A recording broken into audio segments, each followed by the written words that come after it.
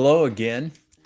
I'm back this week to talk about some of the newest developments in AI. And one of the things that's been so unsettling is out of China with DeepSeek.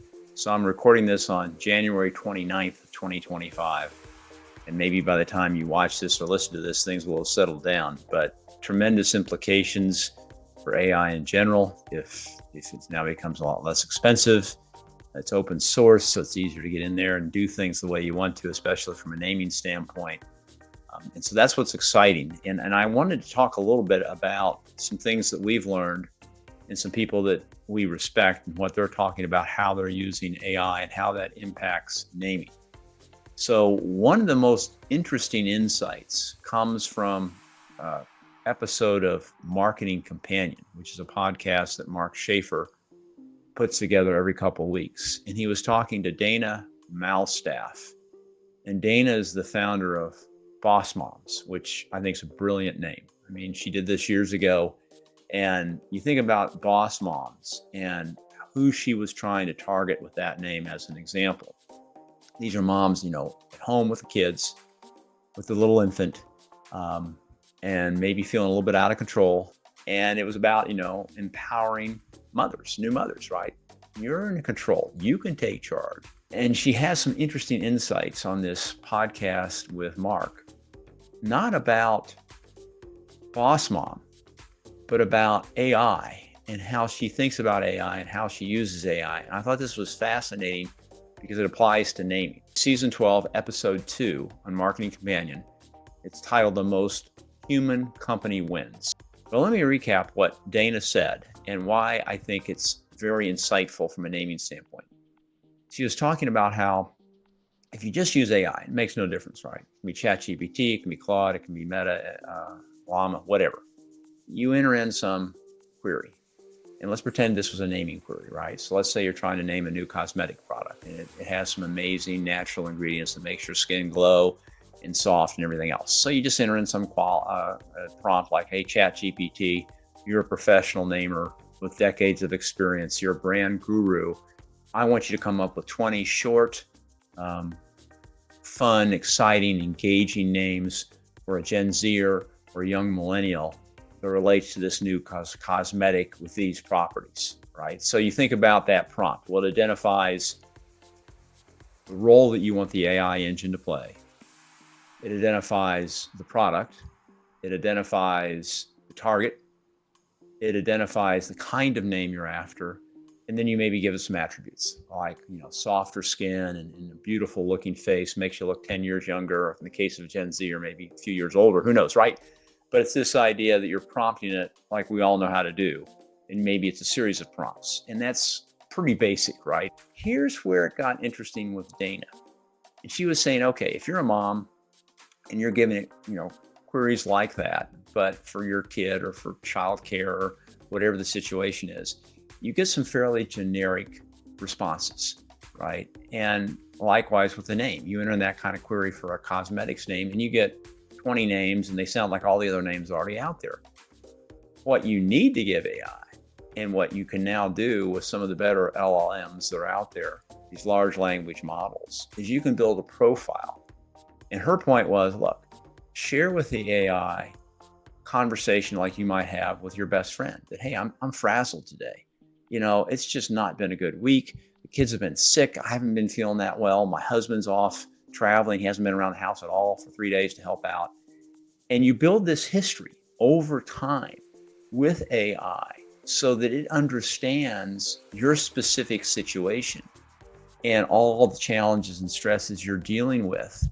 And if you do it right, it will come back with a suggestion that's much more tailored and specific to your environment. And Mark found this fascinating, and I did too. I had never thought about AI that way, which maybe means I'm way behind the times, but nevertheless, Dana provided something I thought was pretty cool. So let's think about this from a naming standpoint, right? Spend some time and build a complete profile, a complete history. Here's our company. Here are our competitors. Here are links to our competitors' websites that I'd like you to go check out. Here are links to some of our competitors' advertisements. I would like you to go out and search the last 100 ads you can find from these companies and save them in this profile that you're building for me. So you're feeding into whichever AI tool you're using the relevant history, the competitive environment, the marketplace, things like, we don't have much of a budget for this. Certain names lend themselves to success, but only if you have a big budget, right? Think about some of the automobile companies, some of the pharmaceutical companies that have these more esoteric, abstract names. They're very cool, but you have to hear the story. You have to watch the ad. Well, most of our clients and most of you guys probably don't have those kind of budgets. And even if you're with a big company, that kind of budget only comes around, once every couple of years. And most of the time you're facing much smaller, more realistic budgets. So you share with your AI partner, if you will, all the things, all the limitations, and just what you need. Look, I have a very limited staff, or our staff is super busy. We don't have time to launch a full social media campaign. So you paint this picture. You spend a few hours, right? Because you're feeding it all this information, web links, data that you might have in your database, internal research reports. You're building this profile, and you're also painting a picture of the realities of the place, the situation that you're in. But look, we need a name we can trademark. Now, I'll tell you right now, AI is not very good at finding trademark conflicts. We consistently try this, and it just fails miserably. So it might give you an initial cut, but you absolutely have to check, right? Any name that comes back and suggests. And then you ask it for not just the name, but give me the story, give me the context, give me your thinking as to why you think this is a good name. Give me a tagline or some strap lines. Why do you think that might work? And so you engage in this conversation after feeding it a lot of data, and it retains this history, right? So you're building this history, loading all this into its memory. The results, I think, are going to be phenomenal. Now, we have done a little bit of this. It's pretty exciting when you paint the right picture, what it's coming back with. So AI is evolving. It's changing faster than any of us could have imagined. It's frustrating to figure out, well, even which AI do I use, right? Do I use Claude? Do I use Gemini?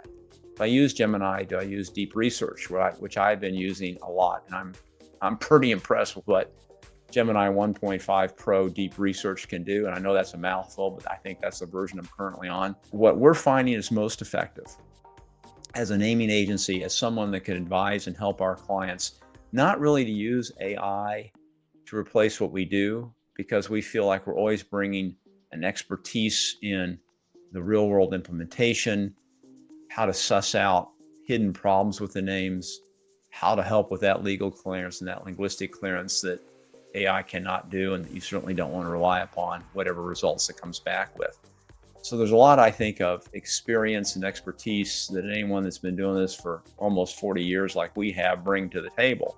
But I think part of the value too we're providing clients is, look, we don't want to waste your money doing things for you that you could do yourself, right? Coming up with a great name, or a name that potentially could be great, isn't really what you're paying us for. Quite frankly, it was never what you were paying us for. It's all the other things, right? So if we can help you get to the point where these names are looking pretty good, but you then need help with, well, how do I sell them internally? How do I test the names with my prospective customer?